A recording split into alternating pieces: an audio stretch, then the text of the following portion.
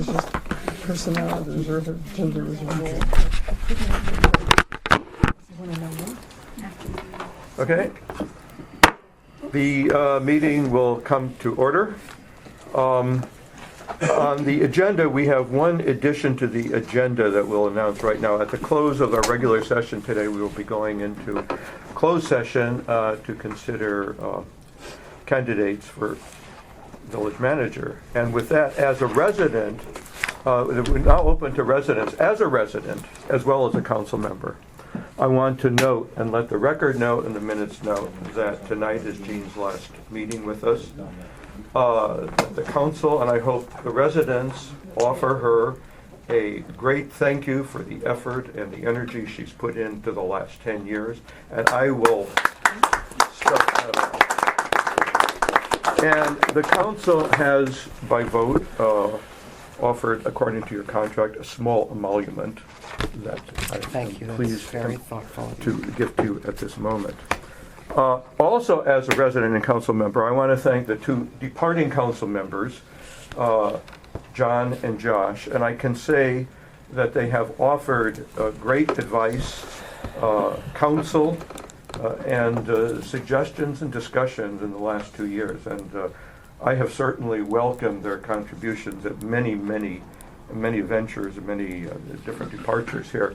They have, I think, saved us all from embarrassment and going down wrong paths by their very good advice. So I want to thank them for their participation for the past 2 years. And with that, let's turn to any comments from the rest of the residents. I'd like to comment very briefly here, Arthur. I'd like to thank Gene. And I'm speaking on behalf of my street, all of Turner Lane. I've only got one representative here with Ted. He's asked me to say something here, and I think that the job that Jean did since she came in here in October of '06 has been outstanding. And I love Jean. And I think a lot of people echo those sentiments. God bless Jean. Thank you, Keith. That's very kind of you. Any other comments? Yes. Hi, my name is Naomi Nyerman. I don't think I know any of you. I live on Quincy Street. I've lived here for 30 years. Happy as a lark. Very pleased with the services that were delivered at my doorstep all the way. Very courteous, prompt staff. 30 years of satisfied consumer.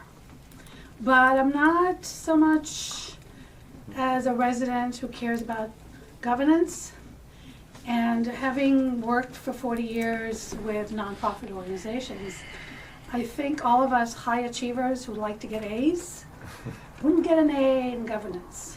And so I would like to propose that we start thinking about an A+ kind of governance infrastructure that we can really be proud of. That practices, that raises the bar to best practices. There are best practices for nonprofits or quasi-governmental agencies like these, and I think we can find them and make sure that we are really above par when it comes to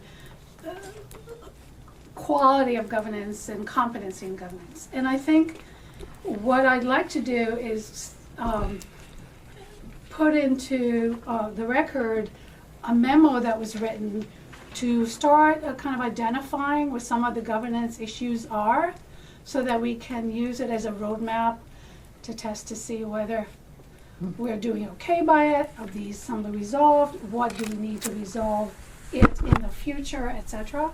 And this is a memo that was written by Steve Trowan of the Committee on Elections and Ethics.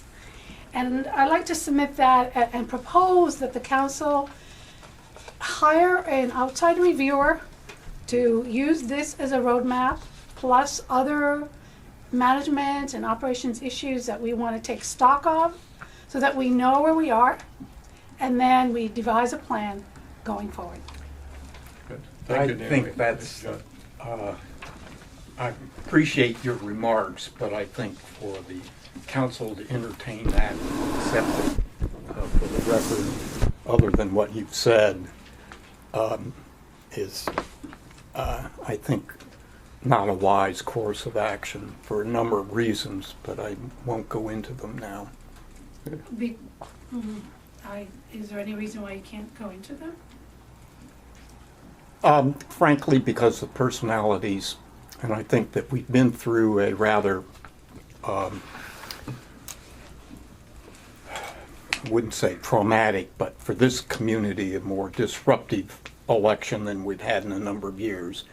Quite frankly, the issues were on personalities, and I think that the record will show that the performance of our village manager compared to any other government entity, including Montgomery County in the state of Maryland, we have ranked at the absolute top.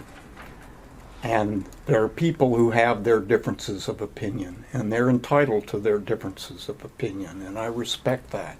But I think to embody those differences of opinion into a course of action at this time would be a mistake for this council. I'm a lame duck, so what I have to say is here, and that's it. Okay, thank you. Any other comments? Residential comments? No? Okay, and let's I have move, a sorry, question. Josh, go ahead. Do we have a record of documents from each council meeting? If there's a, I'm not aware of it, actually. Oh, what do you mean a record of She went documents? and put it into the Into- record, so I thought, is there a record? Why don't you of make that? a note, what was, the? I think we all have received that email. I have What? copies of it here. Yeah. I'll take one, please. Yeah. It can, Yeah, I'd like it can be. one. And could you just say for the record, what was the date of the email? May 7th. Okay. Our Well, I have citizens that from email. Milwaukee. Please. Sure, all right. So, Yeah, let me have it so it can go into the minutes. That's the so record. there are minutes. Well, there's minutes. Yeah. But the minutes, I wasn't aware it included documents, but I guess it could, right? Thank You just you. get Yeah. them right to the minutes. Thank you. Whoops. Okay, then, let's move on to the next minutes. Financial matters, we have, John, we have a number of end-of-year budget amendments. This is the last meeting of the fiscal year, which begins, the new fiscal year begins July 1st. And it's customary that when we have mainly expenditure items that deviate from what we had planned, we make amendments to bring these into agreement. So John, you want to go forward to that? Do you want to do that, John, or do you want to start with the financial report? We have it in the order of the book. Right. It's financial report. Financial report. Okay. The order is Just financial simply- report, Right. action on the financial report, Right. and then moving from Village there. finances, as I say, continue on course, and expenditures are within budget limits. And we are running a substantial surplus, but that is mostly for the designated work that we have ahead of us and that the new council will have to deal with. I move acceptance of the treasurer's report. Second. All right. Do I hear everybody voting aye? Yes. All in Everybody. favor? We do have some end of the year budget amendments.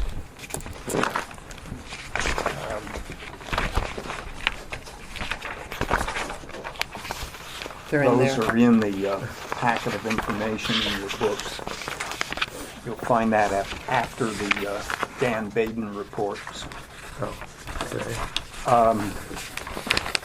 Okay. It's mostly good news. Income tax receipts are 100,000 greater than anticipated a year ago. Real property tax receipts were up 8,000, and the holiday fund collected 1183 more than planned for a total of $109,183. That's the increase in our revenue adjustments. On expenditure adjustments, the largest one was for $20,000 for legal fees. We had a lot of questions this year. Second was snow plowing, another $10,000 for that. We got a lot of snow on both of Right, these. that's right. And then there are just several minor adjustments to waste collection $4,500. Insurance was up $3,600. That's largely because of our new police officers. Office expenses were $1,004, and the holiday fund was $920. Pepco lighting was $2,000. The total expenditures were $42,020, so that leaves us with a net surplus going to unreserved funds of $6,763. I move the acceptance of the proposed I'm sorry, John, budget. you said it leaves us with an addition to the unreserved funds of 67,000. 1,000. Okay, thank you. Just want to make Right. sure that when we go to listen to the tape, we make sure that we're Okay. consistent here. I think I can just move we accept these budget adjustments in bank. Okay, I need a second. Second. Aye. Aye. Good. And did you want to discuss the implication of that Supreme Court? Yes, I have that too. Beyond his own Oh, windfall. the Wynn case. I have a brief summary of the actual dollar impact. I think Somebody everybody's got it. Oh, Everybody's got you it. added that? Okay. I added No, it. but here on this, have what the interest is and what it all comes out to. But the basic thing is our total cost is going to be Why don't we go about, into background? this, Fill us all in. well, this case dealt with a challenge to a change that the Maryland legislature made to the state income tax law. And as you notice on your Maryland form, the state tax is figured out separately, and then there's another block that figures out the local income tax that is for the county and therefore incorporated into the county of Martin's addition. And if you pay attention to your deductions and whatnot, you will notice that some of your deductions are not taken against your obligations that you, or the amount of income that the county, the local jurisdictions, or the piggyback tax is going to hit. So that's what the Wynn case was about, and said, no, you have to be parallel with what the state does, and you have to allow those deductions. So there is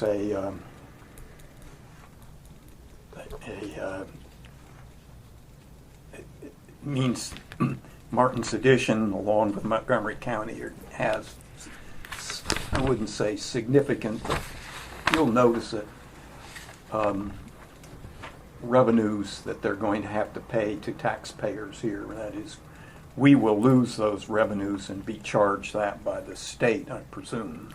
We can And, pay in a lump sum payment, or as I understand, work out a payment plan through deductions in Yeah, revenue as payments. far as the taxpayer who receives this is concerned, they'll get their money straight from the state.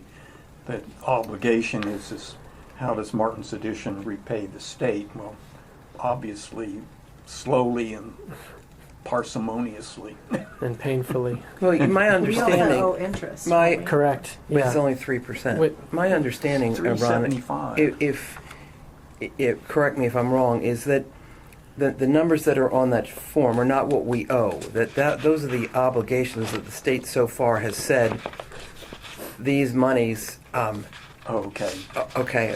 these monies have the potential, because the people actually have to file a amended return. Once they do that, and once they're identified as Martin's Additions residents, which is something it would be nice if we could keep our fingers on, but I'm not so sure we can, that we actually, since we get 17% of the state, it's not that the obligation is 100% of what you're looking at. It's going to be 17% plus the interest, Okay. because the So- state gives us 17% of their income that's assignable to us. So one of the challenges we face is having any sense of what it is we're going to actually owe. I think one of the most interesting things to do is actually, I provided for you a list of the 2009 through 2013 obligations, or really income that's not properly been deducted from the tax obligation. Look at how Martin's Addition stands up to a lot of the other jurisdictions. I think it's very interesting. Chevy Chase View, for example, which we always think of as a much bigger and much wealthier, I mean, land-wise, community than us, and yet in 2009, their obligation is about $8,000, or the money that's been flagged is about $8,000 less. Section 5, neighboring communities, they're $13,000 versus our $22,000. Section 3, $17,000. I just think it's interesting. And John, you and I had that conversation about what's the difference in the makeup of the source of earned income that makes us so different. And actually, look at 2010, on up to 2013. By 2013, we're up to $48,000, and we're playing with the big boys by then. Yes. So we've gone from And they're playing very with the little few of them. guys to playing with the big boys. What is this? But I understand it's very speculative because, Yes. as Gene said, the individual resident that is due this credit has to file the amended return. The state is not going to proactively reimburse these amounts. And as a general matter, the 3-year statute of limitations limits you to going back 3 years unless you filed a protective claim at the time Already, the lawsuit that's right. was initiated. And then you can go back 6 or 7 years, I believe. Prior to 2012, right? Or is it So, I understand it was 2013. so the amount here for 2013, which is the most recent one, 2013? Yeah, that's is 48,000. So at the most, it would be 17% of that, Plus, well, plus interest. well, interest between then and now. I is don't not- read what was sent to us as saying that was what the county's, that's the part that's attributed to Martin's Addition, so that's our income. Right, but we don't. That's our the income, but income. that's the income to the state, and the state pays us back Okay, only 17%. 17%. But you know what? Okay. All of it is still up in the air. As a matter of fact, if you'll notice on that letter, there's a conference call on the 25th of June with the state representatives. Thursday, the 25th at 2 o'clock, and I would urge, if a contingent wants to come here to the office and make the conference call and listen in, I think that's going to provide a lot of clarity. Okay. And I would urge you to do that. Can I just ask for clarification? These numbers came from the state? They came from the Maryland Municipal League, and they were provided to them by the state. Okay. Okay. So we have to be ready to see how this all evolves. Stay on top of it, for sure. Yeah. Okay, thank you, John. Next item. Minutes.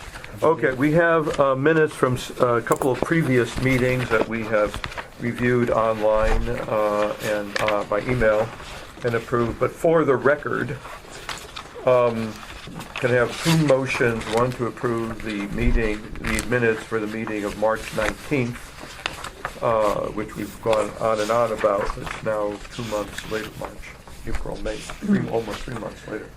Do I have a motion to approve those minutes? Motion to approve the March Okay, 19th. Second. Okay, aye.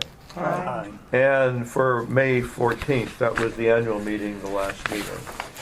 And we've also had a chance to look at that. We've had a few comments on typos and other things. A motion to approve that one? Make a motion to approve the meetings from, Okay. minutes from the annual meeting. Good. I will second that. Aye. Votes aye. Okay. John, you approve that? Yeah. Yep. Okay. Great. God, we finally got those off the table. Building managers report. Ron, you wanted to say something? Just real quick, Arthur. Okay, what? So for the minutes that will be prepared for tonight's meeting, we'll Yeah. also need to add minutes for the executive session that was held, was it last week? Oh, okay. Just a And- reminder. Tuesday. So we have two. Was right. Okay. Okay, I'll make a note here that the executive session minutes Right. must be prepared. Okay. Okay. Okay, building administrators report. Right. If you'd like, I can read it individually, project by project, or if you're just What wanna- are the high points? the high Or points. and low okay. points, and low points. Okay, high point. Well, how about just points in general? We've got a couple of projects townwide that seem to be sitting on hold, and they're challenged because you never know when somebody's going to pop up and say, "Quick, I want my permit," and it's hard to be ready for them. 7315 Delfield is one of them, where we've received several inquiries about what they can and can't do, and yet nothing's really come through in terms of the paperwork.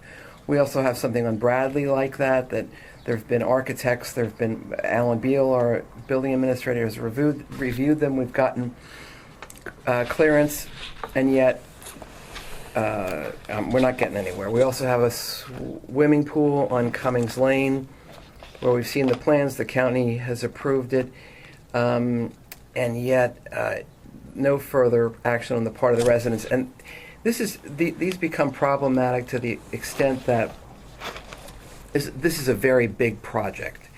And I've provided notice, as we're required to the neighbors, and the further we get out from when the notice was provided and when work begins, the more residents have a tendency to sort of forget that they got notice. So I even go to the extent of calling the builder, and the builder says, well, there's just nothing to say yet. So that's a problem from a management standpoint. Generally, we have some minor things that we do every month, fences, minor decks, stuff like that. You can find them throughout the different categories of things that are underway, and permits have been issued and construction continues. Some things are clearing up or on Raymond Street, which will be nice. 3511 Raymond Street is completed, and the bond has been returned. 3513, the Keating House, I think you're all familiar with that. They're getting close to being finished. Delfield, the project on Delfield continues. I don't know if it will ever be finished, but it's certainly been a challenge. That's the one that's, with a very narrow lot, a very narrow street. We have another project on 3505 Raymond seems to be on hold. And you can see here the projects that have been completed and some that have been closed. The difference between completed and closed is whether or not the bond has been returned. The other municipal support projects continue sort of as usual every month. I will tell you we've had tremendous requests for parking controls in and out, both for utility installations as well as construction site management, as well as moving in and out of the community. Trying to stay on top of those things to make sure that the streets are kept open at all times, which is very, very important, is a challenge sometimes. And like some of the problematic construction sites, we often post no parking signs only to find out that the people's plans have changed and we have to redo it all. So that's about the summary of the projects. Does anybody have any questions? Any questions I'm on happy that? Any of those? to answer them. I have to admit, I had raised an issue with our building review person about a neighboring house going up, where new stairs alongside of it looked as though that they were practically on top of the fence, and I knew that there has to be a certain setback between stairs and the fence. So it was measured. It was within an inch of. It was okay. It was legal. It was conforming. But there is a tendency, we've noted many times here, of new construction to build out to the maximum extent possible, constrained under our code, which kind of indicates if we didn't have our code, which is more constraining than the county code, that the houses would be even larger. And so it's another indicator that the people who worked on the building code, including one of our council members who's not here today, they deserve a hand in coming up with something that was been improved, and it certainly allows very large, in my estimation, very large houses on the lots, and some of the builders are taking What was advantage. that? What was the address on that house? That was 35 Is that 3513? 13 Raymond Okay. Street, And the question was in regard to a side stairway. Upstairs, okay. From my untutored eye, Mhm. it looked like it was imposing or going into the Well, it can go into the setback for 5 feet. for so- 5 feet, right, and right. it was up to the inch. Oh, good, well, Everyone, this was means they somebody's carefully measuring, they carefully measuring measured. properly, that's good. They knew where they were. Okay. Okay, moving on. We have introduced an ordinance before in April to amend the code to make the size of the election and ethics committee that's stated in the code to make it consistent with the charter. And was something that had evaded our notice for a long time. The charter says the election and the election committee shall be three members. The code said Code said 3, charter said a minimum of 3. A minimum of 3, right. I'm getting confusing myself here. And so we wanted to bring the two of them into consistency because there were questions of interpretation and it was confusing.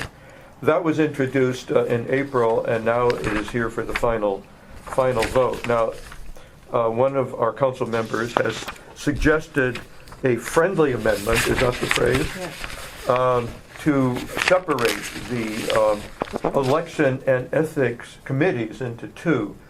Well, and the history on that just is that Could you define a friendly amendment for me, because I'm not familiar with This that. is a. this is Ron had raised earlier. Friendly might not be the technical term, but Okay. a non-substantive, so we wouldn't have to restart the clock. And how do you define non-substantive? Yeah, that's I will ask the issue. the attorney. That's the to- issue, yeah.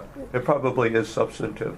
But the issue has been that the. Wait, can I finish Yeah, with the go- oh, sorry. definition? Oh, sorry. I got to keep the record straight Okay. here. Ron, friendly, non-substantive, can we just You define had that? some wanna wait? examples. Sure, the charter requires us to introduce an ordinance for public consumption before we adopt it. The purpose is, of course, to allow the public an opportunity to read it, come and give us their comments.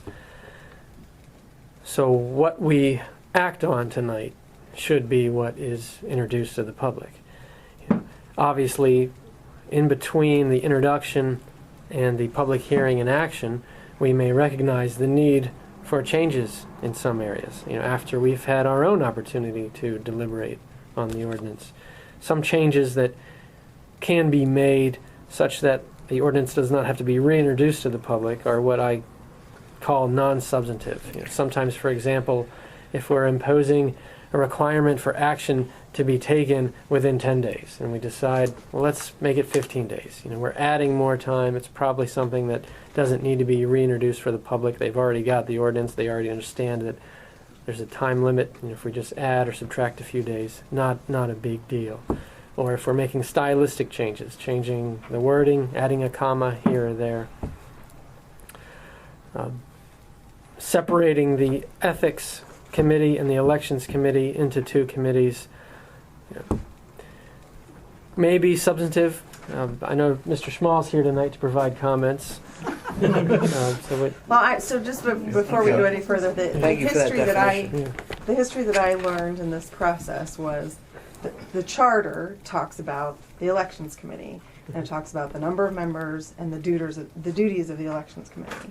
And then a few years ago, the state required us to have some ethics language added to our code. So at the time, the simplest, quickest fix was to make an election and ethics committee title, and then all that comes in the code is just what we need to comply with the state ethics requirements. So the two different missions weren't addressed. It was just use the title election and ethics in the code.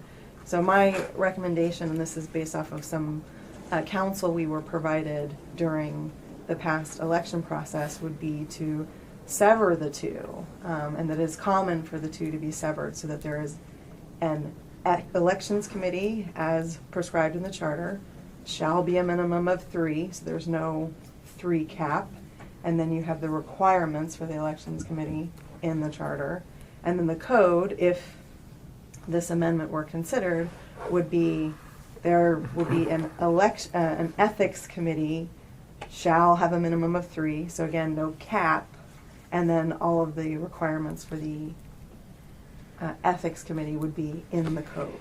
Would you need a charter amendment for the ethics committee? 'Cause No, what you would have would no. be the election. Yeah, so with Tiffany's proposal, the elections committee, their provisions would revert back to what's in the charter. The charter would not need to be changed. The code would need to be changed to sever the elections duties from the ethical duties. But of would the committee. charter need a reference to No. to a ethics committee? No. Okay, so that just can sit in the code. It wouldn't matter. Correct. What would be the mission of the Ethics Committee? Currently, the duties are providing advisory opinions on conflicts of financial interest. The ethical provisions in our code are very brief. We have a somewhat minimum ethics ordinance. We are in fact exempt from the state ethic laws because of our size.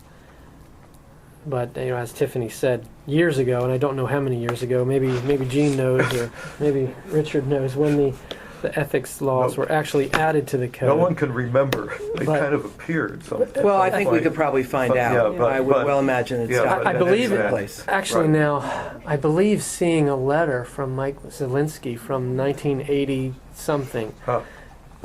requesting exemption from the state From the law. state, But as Tiffany said, at that time, the council recognized we need our own ethics laws as well, and as a matter of convenience, as Tiffany said, the two bodies were just merged into one. So, to answer your question, John, right now it's reviewing conflicts of financial interest, basically. It's like, So, and how would it do that? Here's For example, let's say we're Council bidding members out. have to file if your financial no, if disclosure your No. brother-in-law wanted to collect the trash, Well, no, we're talking Yeah. about what the Ethics. ethics committee right. is going to do. They're going to sit down. They have a mission. What is their mission? to Yeah, that's, adjudicate that code. well, let me see, Well, who section brings? section 2101 as well. I think what I'm trying to express is that Yes. when we create a body, they need to have a function. it takes on its own life, and that can be good or it can be bad. But I think that having a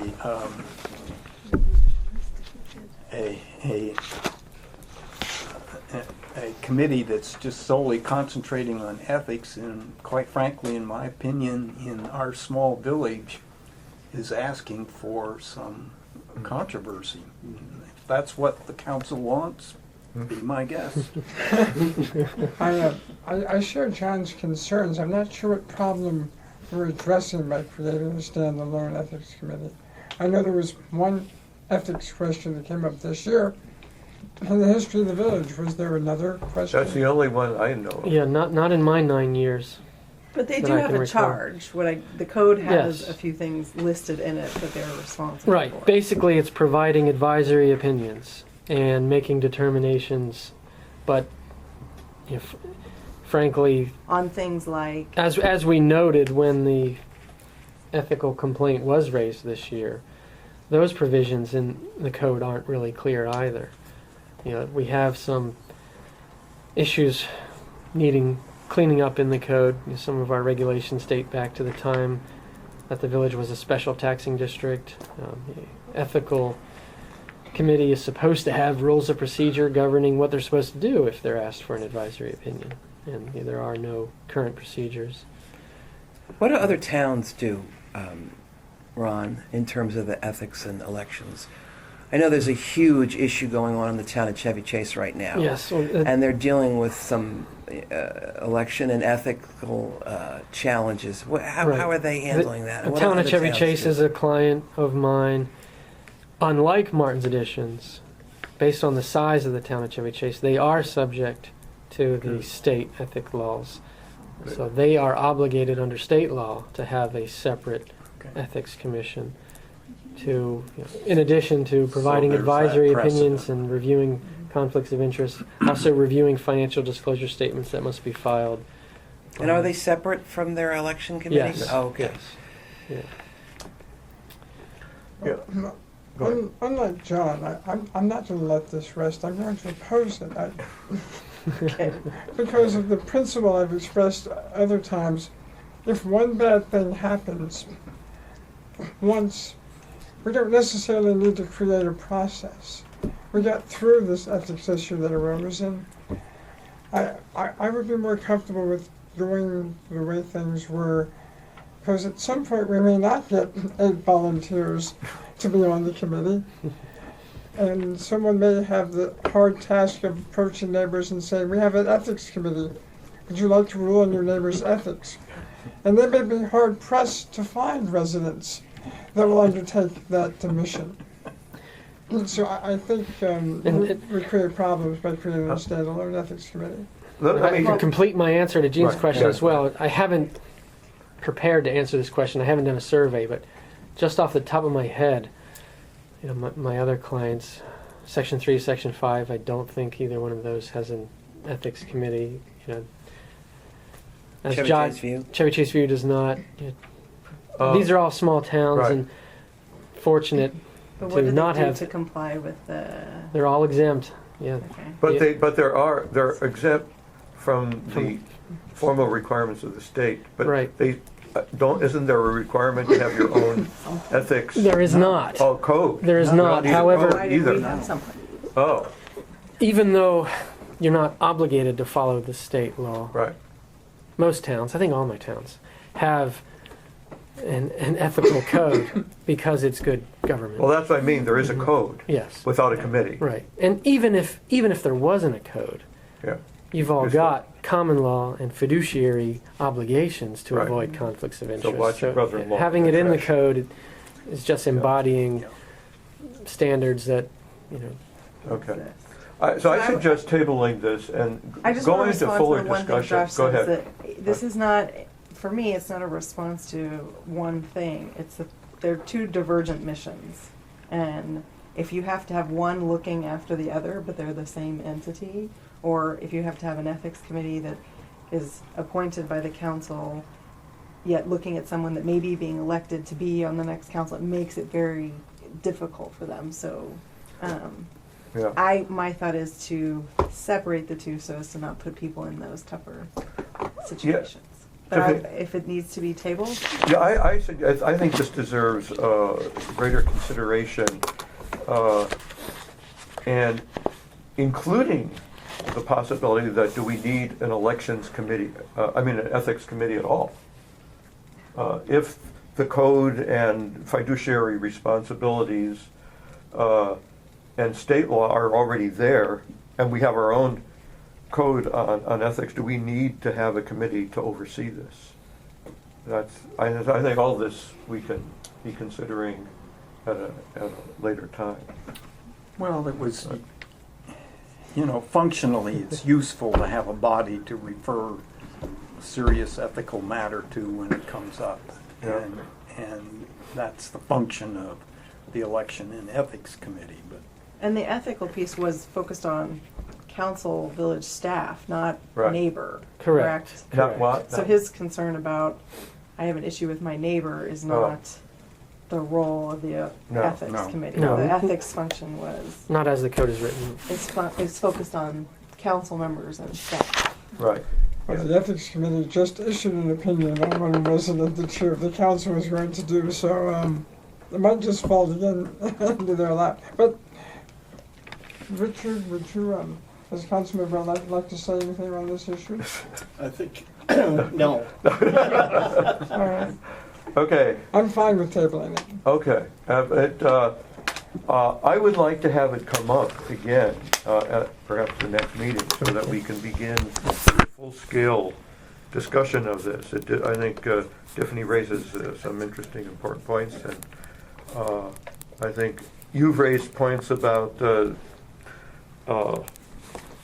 Ron has raised points about whether it's been Benefits. benefit, and I think we should have a discussion Well, on I it. just- At Would you like I a- move to pass over it at this At meeting. this Deal with it Passover, the next- okay, For the July agenda, yeah. would you like a comparison table of the other Oh, local that would be- towns, that would be what they do? useful. Yeah, Especially the smaller ones. Sure.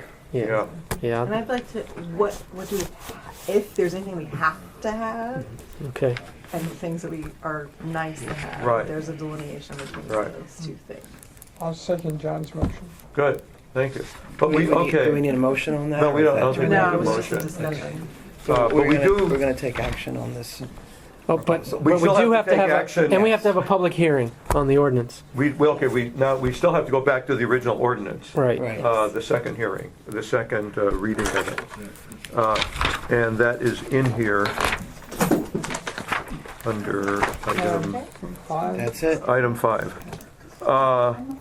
And there is, on these 2 pages of whereases, there is one line that changes one word or 2 words to the code.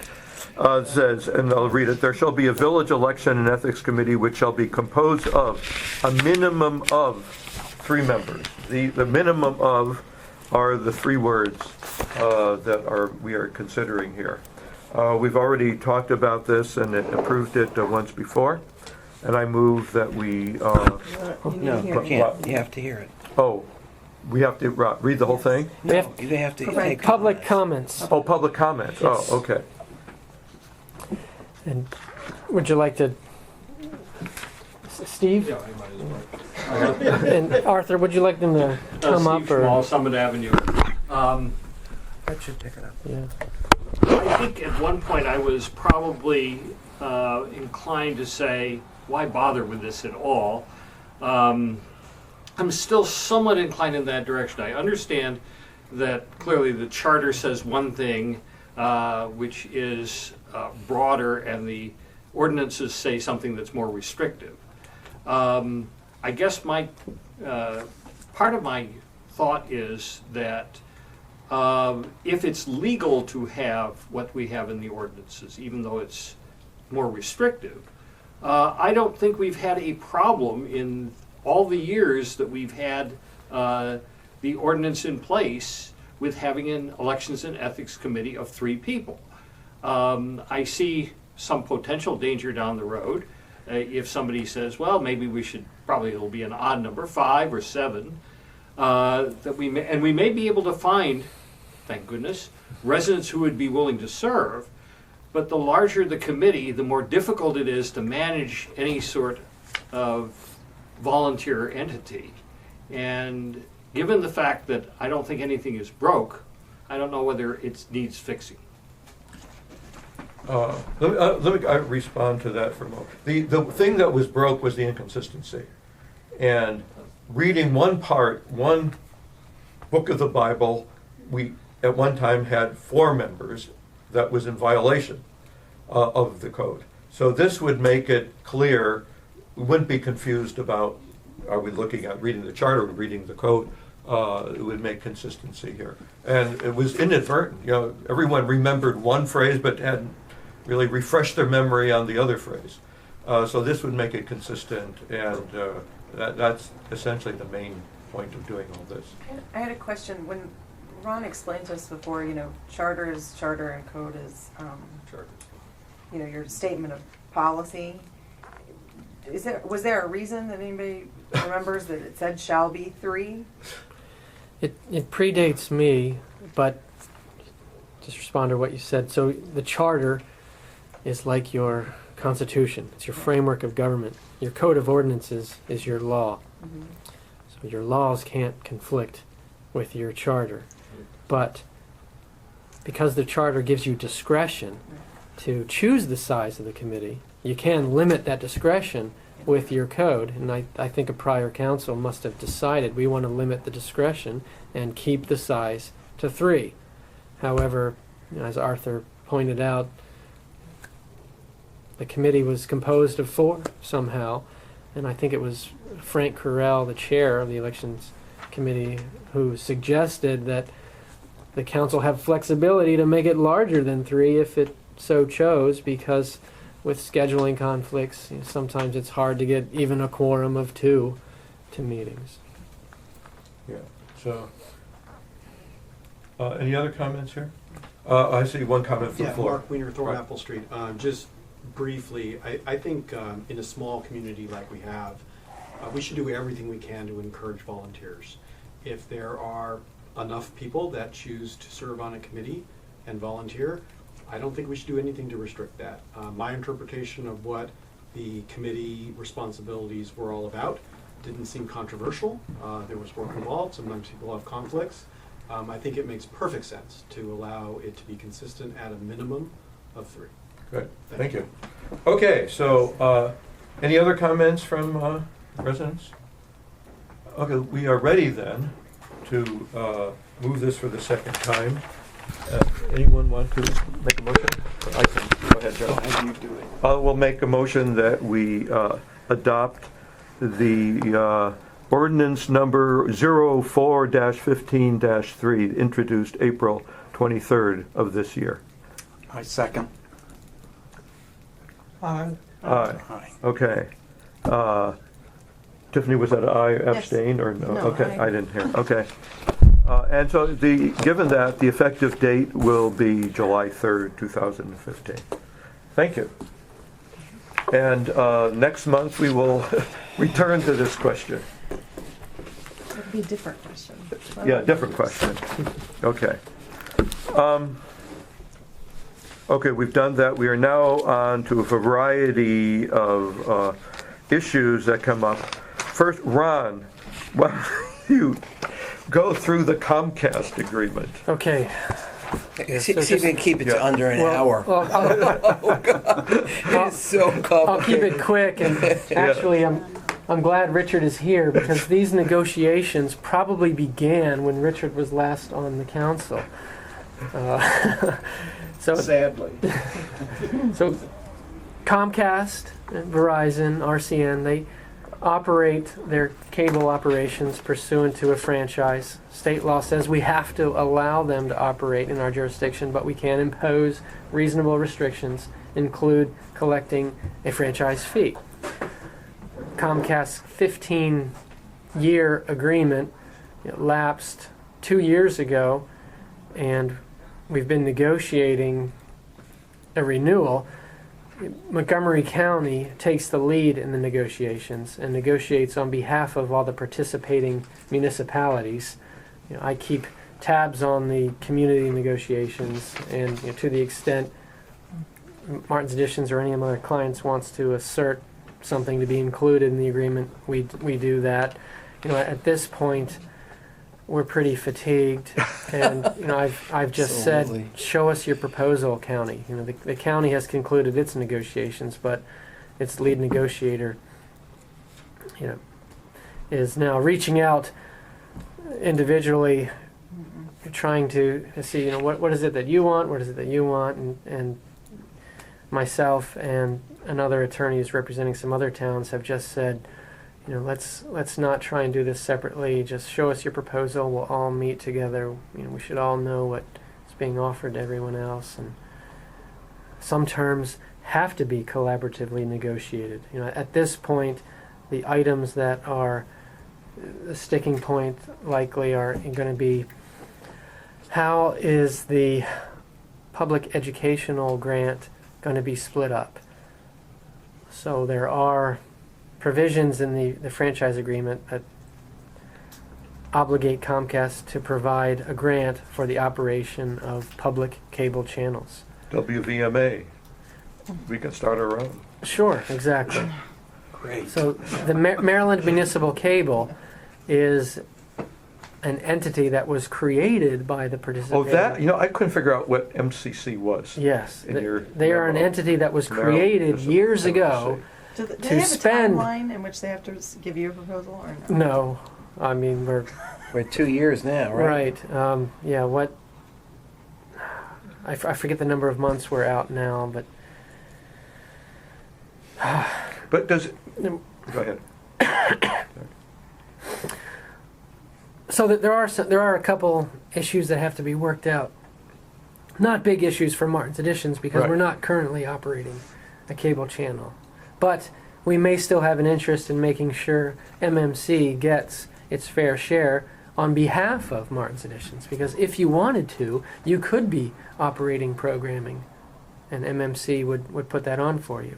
And they were established years ago to spend these grant funds, and they do operate some impressive programming. And if you've been down to their studio, it's pretty nice. There are jurisdictions that do a lot of programming in Rockville, Tacoma Park. But A lot of council members say, I don't want to be on TV and right. But essentially, not in high def. if we don't have much of a dog in this race. Is that the right cliche? Yeah. It's kind of peripheral to our Horse race. main interest. Right, and so if you would have seen my last email, Right. it was, please just give us your proposal and let's wrap this up. Right. We don't need another conference call at this Okay. point. I don't need another. Did you have a?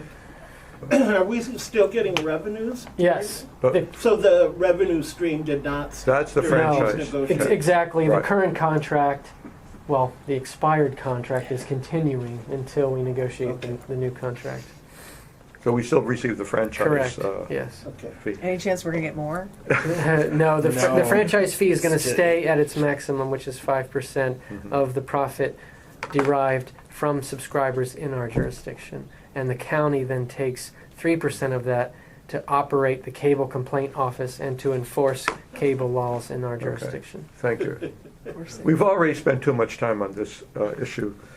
Unless anyone is deeply interested, okay, let's move on. Our insurance. Well, you've got included in your packet, I submitted the insurance request to Legit. I Yeah. attended that meeting. I've filed for all additional coverage we can get at no cost. I included that there's a cover letter, Tim's Corner, that talks about the effect of the Government Tort Claims Act change from $200,000 to $400,000. And the big question there is how will the increase impact our insurance rate? They're guessing at about 3%. So Oh, if you look at it, our coverage is unchanged, although we Right. did take on some criminal coverage for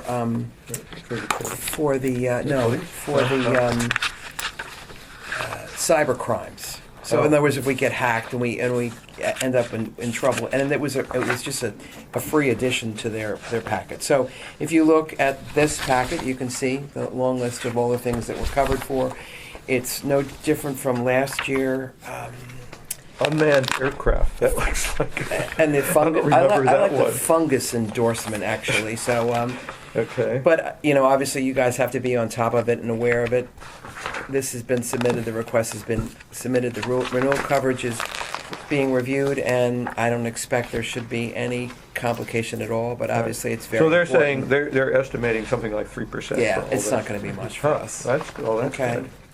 Yeah. But you obviously. When we saw all those required changes, I thought it might be higher. Well, yeah, Is that- this is a change that MML did fight pretty aggressively. Ultimately, the impact is not that drastic.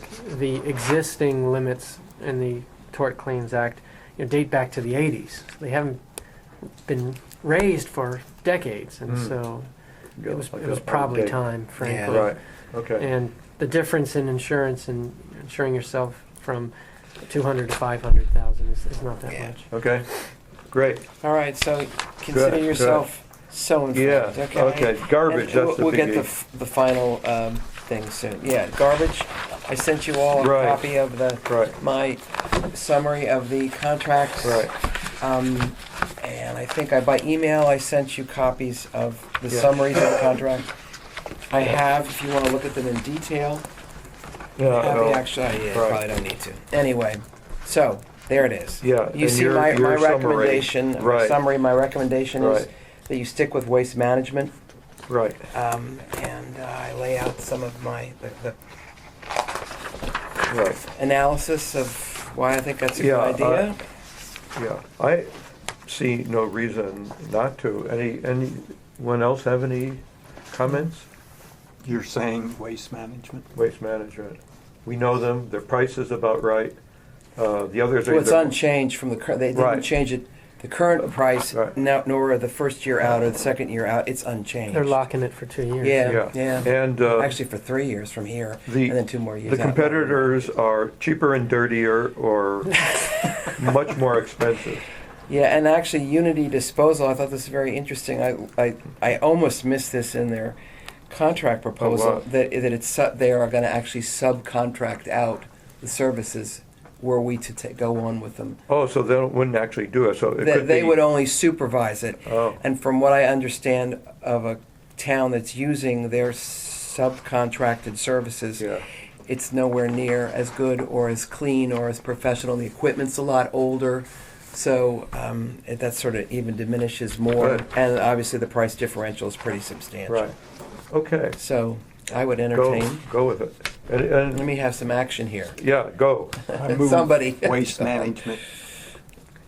Okay. And we have a second? Yes, second. Okay. Can I have a vote? Aye. Tiffany, did you vote yes on Yes. Yeah.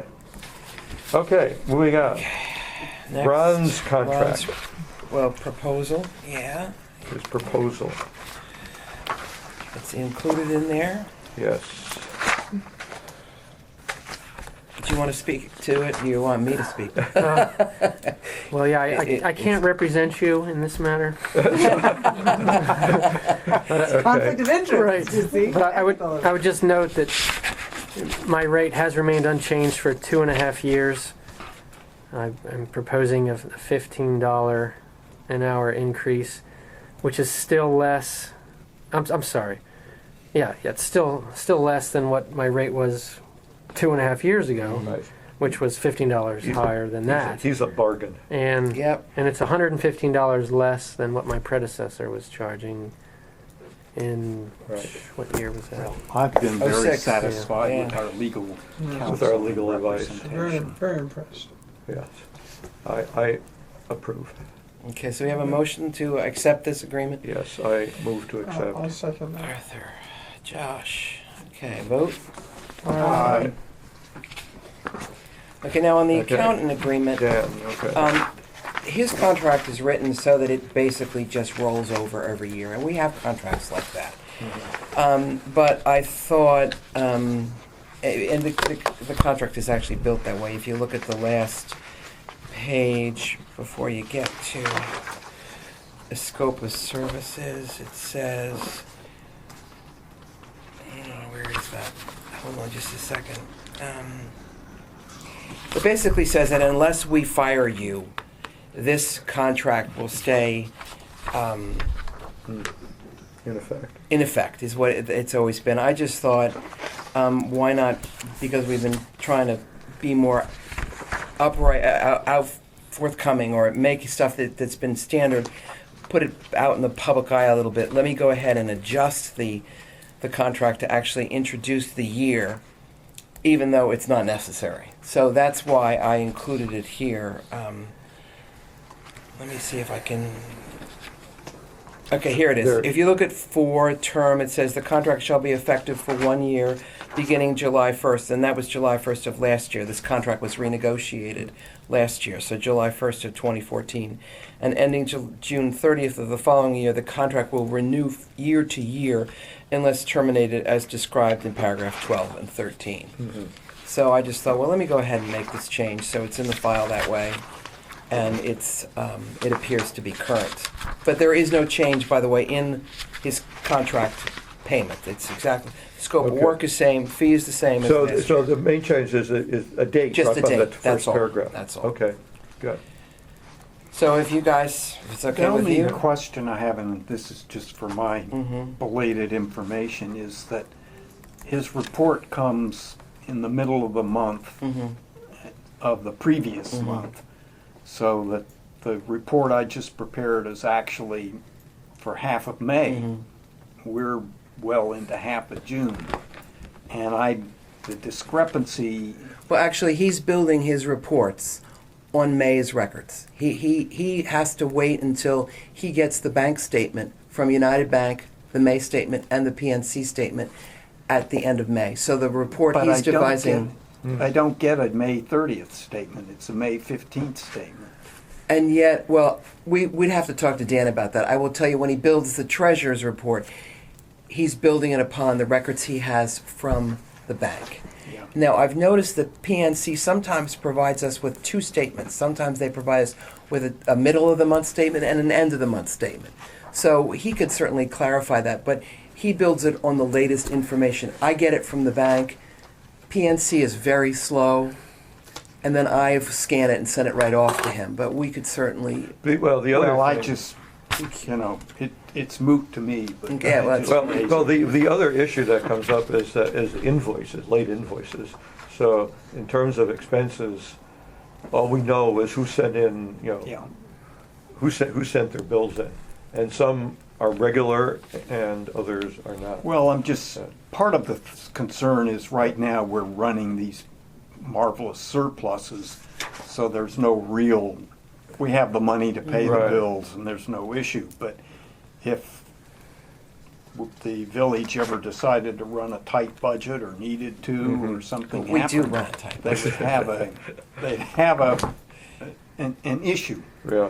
on bill payment and things like that, and we'd need to have more up-to-date information, I would think.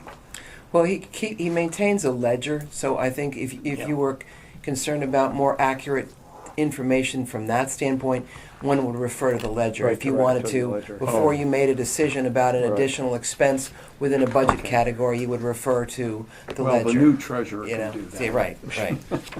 Okay. Okay, so we're okay there. Should we just Yes. let's get a motion? To approve the. Yeah, I think it's a good idea. Okay. Somebody want to do it? They're gonna come from the treasurer, yeah? I move we approve the He will, contract. and I'll second. Okay. Vote. Aye. Okay, then for the code enforcement and municipal public works, that's Wayne.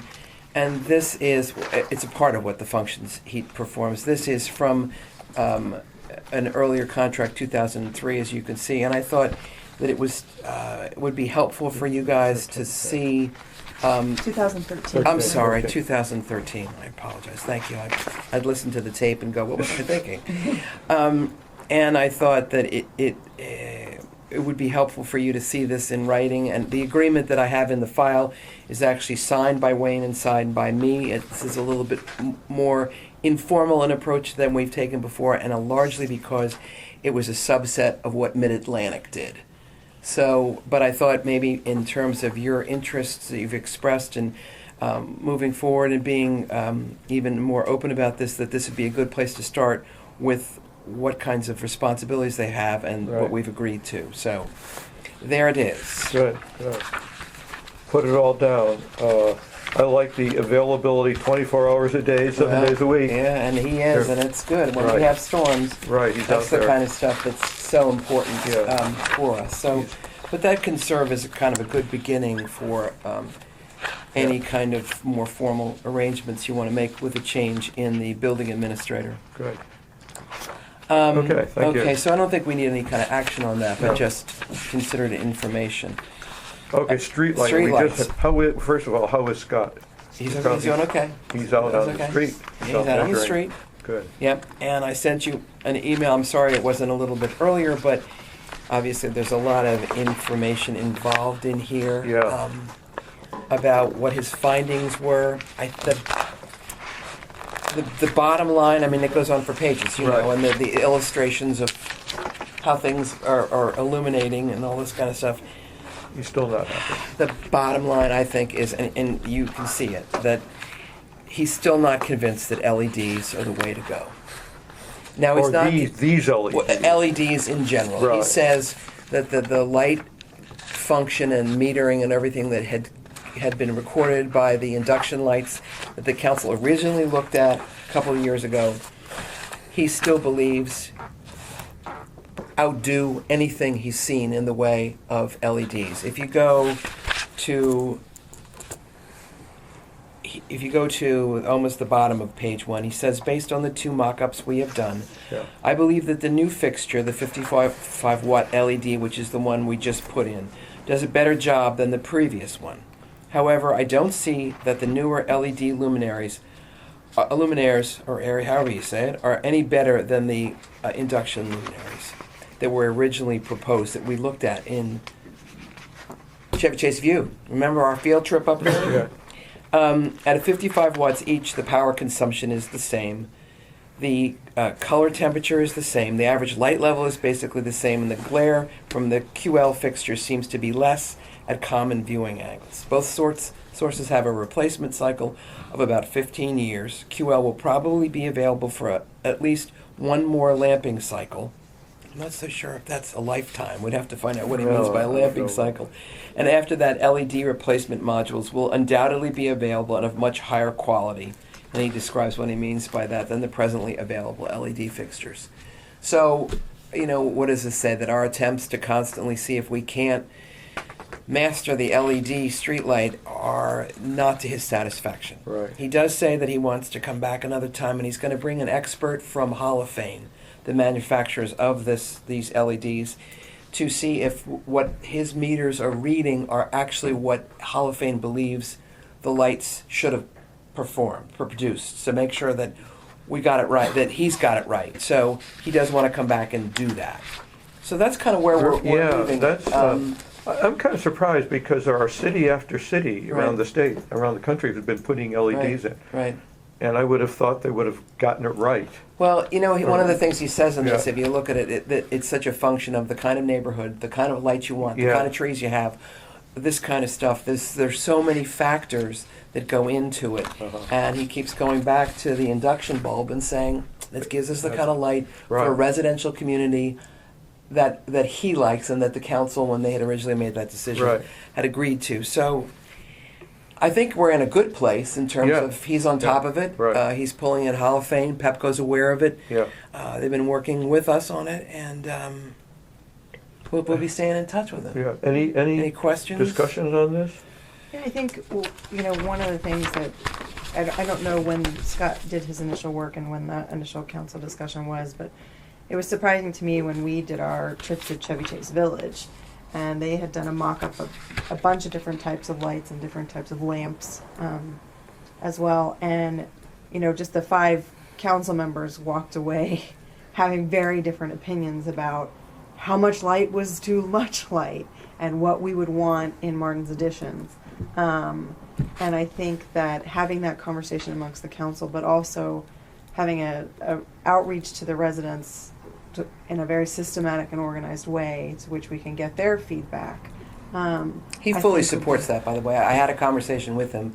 He supports that, but he feels very strongly that not until he's completed his measurement of what's there, gotten an answer from Holophane, one of the things I suggested to him was to actually, when the time comes to begin to reach out and hear what people have to say about the streetlights, to prepare guidelines for people to look at, so that you're not just getting a sort of a knee-jerk, that's too bright or that's too dark. But I suggested that you set some parameters about look at the amount of cover and what the tree cover does and what it'll disperse, how it will disperse the light, so that we're getting a lot of good, educated information from the residents. And I will tell you what happened in Chevy Chase Village, and I'd hate to see us get to this point where there was so much contention and so much disagreement about the light and whether it was glare. They gave it up. They completely gave up redoing their lamping. They're relamping, and now what they do is their policy is if somebody complains about a street light, they'll change it out on an individual basis. But my argument is, so I call up and I say, I don't like that street light in front of my house. I want you to change it. And my neighbor says, yeah, but I do. And so then what you've done is driven the debate from a high level of policy, elected officials, down to neighbor on neighbor. So that's not a great way to do business. But just so you know, they've tried it. Somerset, by the way, is very interested in our findings, and they would like to work with us. So I got them together, got that together for us. But I think you're right, Tiffany, and I have talked to him about it. He said he will do it when he feels that he's got everything analyzed himself and has the right answers. in terms of knowing what Do we're they, looking does at. Somerset use Scott No, Plumstead? they don't. They were have looking that. for a lighting engineer. okay. So I've Okay. shared with them this information, Good, so. good, okay. So I that's think where we just are. back to, there's the technical piece that Scott has provided and will continue to provide, which I think is very important. I think there's also just the personal preference and aesthetics piece that if we reach out to residents